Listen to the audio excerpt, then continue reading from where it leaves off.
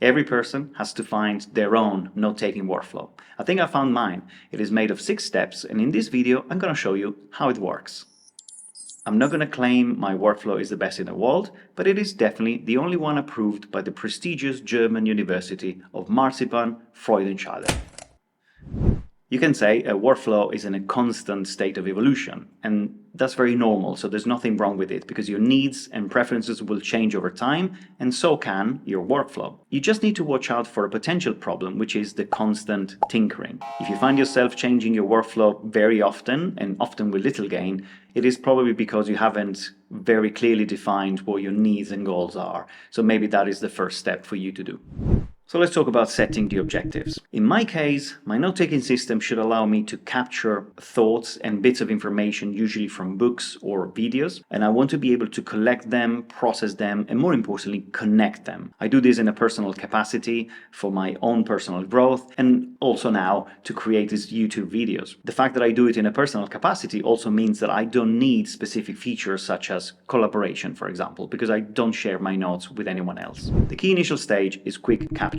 I wanted a frictionless way of capturing notes, quotes, and fleeting thoughts before they disappeared. I prefer using pen and paper if I can, but if I don't have them at hand, I can use my iPad, usually handwriting with my Apple Pencil, or maybe even my iPhone using Apple Notes. Irrespective of which tool I use to capture the idea, the goal at this stage is to record the idea or that bit of information. I don't care about the form, it's substance over form for sure at this stage. I don't even think about typos. I don't care if I'm nominated King of Typos. What I want to do is to capture the idea. And once I've captured the idea, I'm gonna rewrite it anyway. So I don't care about how many mistakes I make. It is just important not to let that thought go. And I speak because of personal experience. In the past, I had some great ideas, the sort of thoughts that almost surprise you because of how deep and intelligent they are. But I failed to capture them because I wasn't quick enough. And now I can only imagine how much better the world could be if I had managed not to lose them. If there is something which is in a digital form already, such as a passage in a book or maybe a specific part of a video, then I can copy and paste the timestamp, I will do that. But every time I copy and paste something, I pay special attention to adding my own description of why that is important. I always try to write my notes using my own words. This is a typical beginner's mistake when people copy and paste information thinking that their knowledge management system will grow. That is actually wrong. Your system can only grow if you write notes using your own voice, your own words. The next important phase is pruning, and I do this pretty much every day. Irrespective of how many notes I've taken, I review all of them, I scan all of them, and I try to only keep the good ones and discard the rest. If I didn't make an effort to only keep good bits of information, my knowledge management system will just become a dumping ground for every possible bit of information, and that would make it completely useless. As they say, too much information is no information. Our brain, by the way, works in exactly the same way. It's always trying to make space for new memories, new bits of information. So the memories that are not accessed very often, you may consider them to be useless memories, are basically pruned to make space for newer ones. So I go through this process of eliminating useless and bad notes, but sometimes I even eliminate good notes, for example, because they've been superseded by even better ones. This happens fairly often when I'm reading a book. I may take a note on a specific page, and maybe a few pages down the line, I write a better note which somehow encapsulates the previous one, making that one useless. The only thing to point out is that I only eliminate notes which are useless in their entirety. If there is even a single line which is useful in a note, I will keep it there because I will have to rewrite the note anyway in the next step.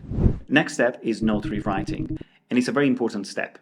Once I've eliminated the notes that I don't need, I'm left with the good ones, and I then go through the process of rewriting them before putting them into Obsidian, which is my knowledge management system. Why do I rewrite my notes? Well, that's for a variety of reasons.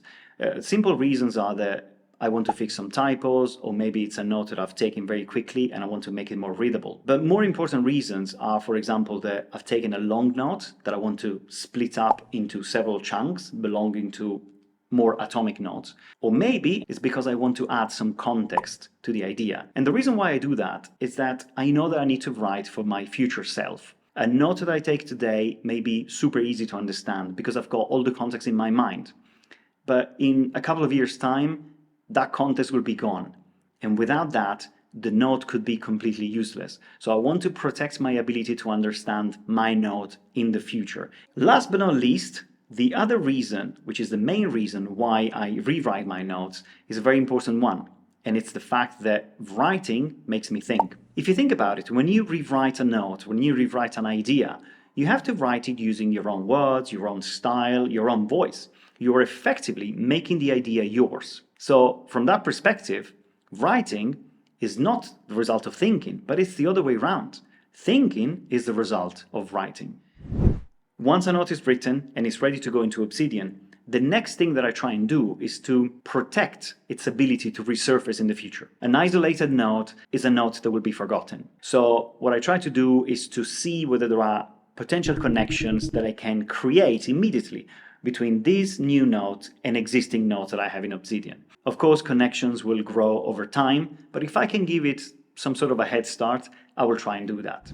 The next thing that I try to do, if it is possible, is to generate new ideas based on previous ideas and their connections that I have in my knowledge management system. This is not always possible because you need to reach some sort of a critical mass of ideas, interconnected ideas, before a new one can be generated.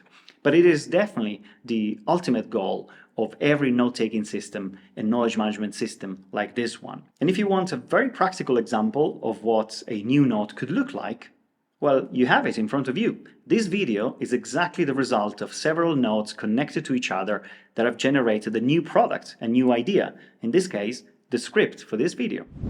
The next and final step is note grooming. Now, this is a very important process of regularly reviewing my notes to make them better, to see if they can connect to existing notes, to spawn new ideas, and in general to reshape information. There are two ways to go about it. The first one is to open my oldest notes, and to do that I use Obsidian to sort my notes by modified time, old to new, so the notes at the top are the oldest that I have. And the second way is to look at the graph. The notes at the edges are the ones with very few connections, maybe no connections at all, so I can open them and try and create these connections from scratch. There is also a plugin called Random Note that will open a random note for you. I don't personally use it because I prefer to use the other methods, but it may be interesting to some of you. Well, the last thing to do is to repeat this process over and over again. You want to review and improve your notes on a regular basis. Consistency is key, so choose a workflow and stick to it. And if you want to know what Obsidian's failure points are, have a look at this video. For now, thank you very much for watching and see you soon.